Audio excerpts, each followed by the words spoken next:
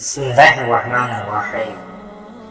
میثاق مدینہ ایک ایسا دستور یا قانون جو 1400 سال پہلے ایسی سرزمین پر لکھی گئی جو بنجر صحرا اور خانہ بدوش قبیلوں کی سرزمین تھی۔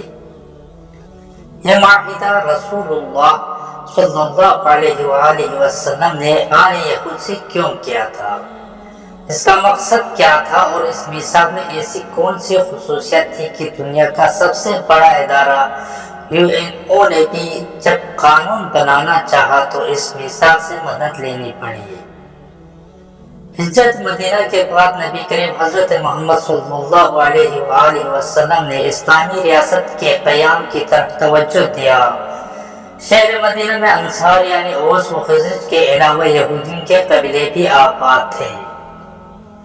مدینہ میں حضور کے آمد سے پہلے تمام تر معاملات مثلاً حکمرانی، سیاست اور تجارت معاشرت پر یہودیوں کا ہی کنٹرول تھا۔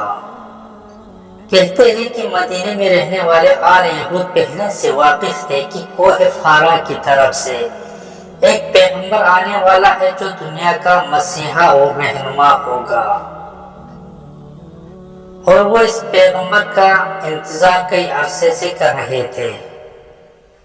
لہٰذا جب حضور پاک صلی اللہ علیہ وآلہ وسلم مدینہ تشریف لائے تو لوگوں نے حضور کی زیارت کے لیے بھیڑ لگا دی۔ انہی لوگوں میں ایک یہودی شخص بھی تھا۔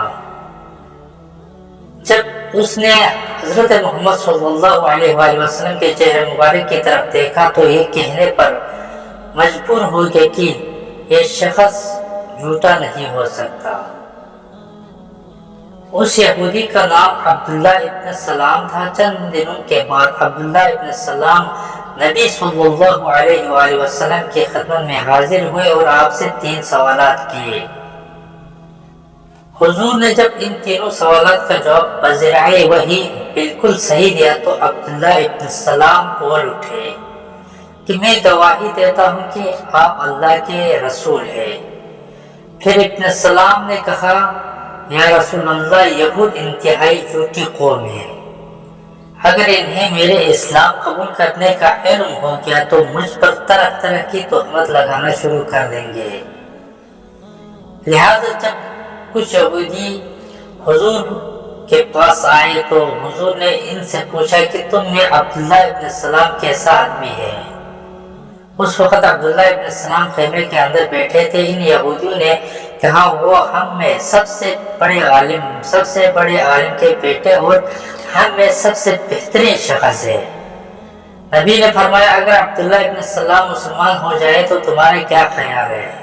یہودیوں نے کہا، اللہ انہیں اس سے محفوظ رکھے۔ اتنے میں ابن سلام باہر آئے اور کہا کہ میں گواہی دیتا ہوں کہ اللہ کے سوا کوئی معبود نہیں اور محمد صلی اللہ علیہ وآلہ وسلم اللہ کے سچے رسول ہیں۔ اب وہ یہودی کہنے لگے، یہ ہم میں سب سے بدترین اور جاہل شخص ہے، اور ان کی برائی کرنے لگے۔ دراصل یہودی اس بات کو قبول کرنے کو تیار نہ تھے کہ آخری نبی اور مسیحا عربیوں میں آ گیا، جبکہ نبی صرف نسلاً اسرائیلی ہونا چاہیے۔ ان کی اس نفرت اور تعصب میں مزید اضافہ ہوتا چلا گیا اور مسلمانوں اور یہودیوں کے درمیان رساکشی اور بغض و کینہ میں اضافہ ہو گیا۔ یہودی مسلمانوں کو اپنے لیے سب سے بڑا خطرہ سمجھنے لگے۔ دوسری طرف قریش مکہ بھی مسلمانوں کے دشمن بنے بیٹھے تھے اور اس موقع کی تلاش میں تھے کہ ان پر حملہ کر کے انہیں ختم کر دیں۔ لہذا حضور نے فیصلہ کیا کہ مدینہ کے مقامی لوگوں اور یہودیوں کے ساتھ ایک معاہدہ طے کیا جائے جس سے اسلامی ریاست کو مزید تحفظ حاصل ہو۔ مسلمانوں اور یہودیوں کے درمیان اس معاہدے کو تاریخ میں میثاق مدینہ کہا جاتا ہے، جسے نبی صلی اللہ علیہ وآلہ وسلم نے ہجرت مدینہ کے پہلے سال یعنی سال 622 عیسوی میں کیا تھا۔ اس معاہدے میں کل 53 دفعات تھے اور یہ 730 الفاظ میں لکھی گئی ایک قانونی دستور تھی جو کہ ریاست مدینہ کا قانون تھا۔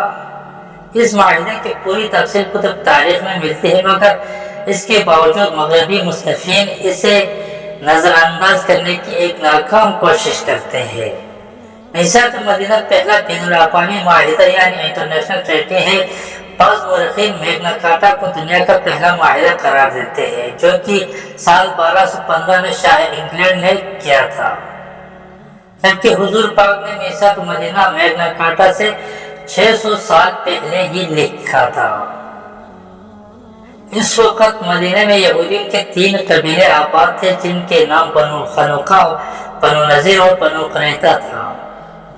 لہٰذا نبی نے اس میثاق میں یہودیوں کے ان تینوں قبیلوں اور اوس و خزرج کے انصار اور مکہ سے آئے مہاجرین تمام قبیلوں اور طبقوں کے متعلق لکھا تھا۔ میثاق مدینہ میں 2 حصے نظر آتے ہیں۔ پہلے حصے کا تعلق انصار و مہاجرین سے ہے، جبکہ دوسرا حصہ یہودیوں کے متعلق ہے۔ اس میثاق میں یہودیوں کے متعلق جو دفعات اور نقاط لکھے گئے ہیں وہ کچھ یوں ہے۔ مدینہ میں رہنے والے یہودیوں کو مذہبی آزادی ہوگی۔ مدینہ کا دفاع جس طرح مسلمانوں پر واجب ہے، اسی طرح یہودی بھی اسے اپنا ذمہ داری سمجھیں گے۔ بیرونی حملے کے وقت مسلمانوں کے ساتھ ساتھ متحد ہو کر مدینہ کی دفاع میں یہودی حصہ لیں گے۔ ہر قاتل سزا کا مستحق ہوگا۔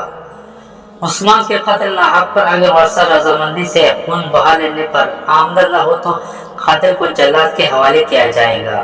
تمدنی اور ثقافتی معاملات میں یہودیوں کو مسلمانوں کے برابر حقوق حاصل ہوں گے۔ یہودی قریش ان کے حریف قبائل کی مدد نہیں کریں گے۔ کسی قسم کے اختلافات کی صورت میں عدالت حضرت محمد صلی اللہ علیہ وآلہ وسلم کی ہوگی اور ان کا فیصلہ ہی آخری فیصلہ ہوگا۔ اسلامی ریاست کے سربراہ حضرت محمد صلی اللہ علیہ وآلہ وسلم کی ذات ہوگی اور آپ مسلمان اور یہودیوں کے متحد افواج کے سربراہ بھی ہوں گے۔ یہودیوں کے اندرونی معاملات میں کوئی دخل اندازی نہیں کی جائے گی۔ حضور پاک کی ہجرت مدینہ سے قبل مدینہ کی سرزمین میں کسی باقاعدہ دستور یا نظام یا قانون نہ ہونے کی وجہ سے خون ریزی اور قتل و غارت کا بازار گرم تھا،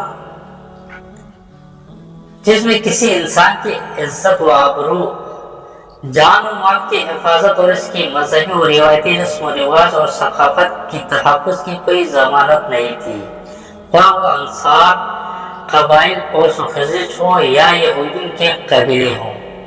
یہ سب کسی ایسے مسیحا کی تلاش میں تھے جو وہاں امن و امان قائم کر سکے۔ لہذا اس میثاق کو دیکھ کر لوگوں نے پیغمبر رحمت کو اپنا مسیحا کے طور پر پہچان لیا، کیونکہ حضور کی تعلیمات امن، محبت، رواداری، بھائی چارگی اور اخوت پر قائم تھی اور ہر طرح کی برائی کے خاتمے کی ضامن تھی۔ وہی میثاق مدینہ تاریخ انسان کی پہلی باقاعدہ تحریری دستور ہے، جس میں حقوق انسانی کی تمام تصورات موجود ہیں۔ اس دستور میں امت مسلمہ کے ساتھ ساتھ اس وقت غیر مسلموں کو برابر کا درجہ، مذہبی آزادی اور انسانی حقوق دیے گئے ہیں۔ یہ وہ دور تھا جب یورپ اور برطانیہ جہالت کے اندھیروں میں ڈوبا تھا۔ آج ترقی یافتہ ممالک کے دستور میں امریکہ کے دستور کو 7000 الفاظ کا مختصر ترین مثالی قانون قرار دیا جاتا ہے، مگر 1400 سال قبل حضور پاک کا دیا ہوا 630 الفاظ پر مشتمل میثاق مدینہ اس سے کئی زیادہ جامع، مؤثر اور مکمل قانون ہے، جس میں اقلیت سمیت تمام نسل اور طبقوں کے حقوق دیے گئے ہیں۔